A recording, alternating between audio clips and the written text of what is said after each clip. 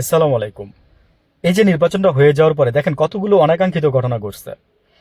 একটা দুইটা শিশু দর্শন হচ্ছে, যেগুলো হাসিনার আমলে কম হইতো, হয়েছে হাসিনার আমলে ব্যাপক হয়েছে, কিন্তু লাস্টের দিকে এসে কম হয়েছে।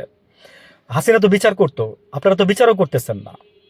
সত্যি কথা বললাম, একটা শিশু কত 7 বছর বয়স তার, চট্টগ্রাম ইকো পার্কে নিয়ে তাকে যেভাবে নিয়ে আয়না যেভাবে, আমি আর ওই কথাগুলো উল্লেখ করতে চাচ্ছি না, আপনারা জানেন আমার ভাই, মানে আমি নিতে পারি না, আমি বললে অন্য কিছু বলে ফেলবো আবার। তো বাচ্চাটা লাস্টে 3 দিন পরে মারা গেছে হসপিটালে।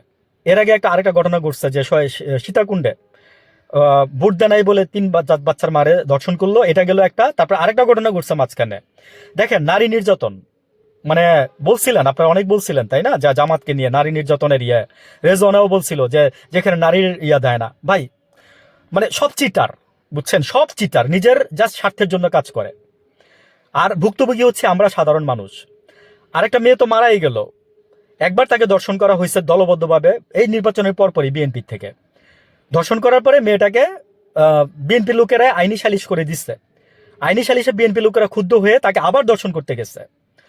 যাওয়ার পরে জাস্ট মেয়ের বাবা টের পাইছে, খালার বাসায় নিয়ে যেতে নিছিল, রাস্তা থেকে ধরে নিয়ে বাবার হাত থেকে চিনাই নিয়ে গিয়ে মেয়েটাকে ধর্ষণ করে মেরেই ফেলছে। বিচার হচ্ছে কুষ্টিয়াতে, এই যে কি একটা ঠুঙ্কো জিনিস নিয়ে মারামারি লাইগা খুন করে ফালাই দিচ্ছে।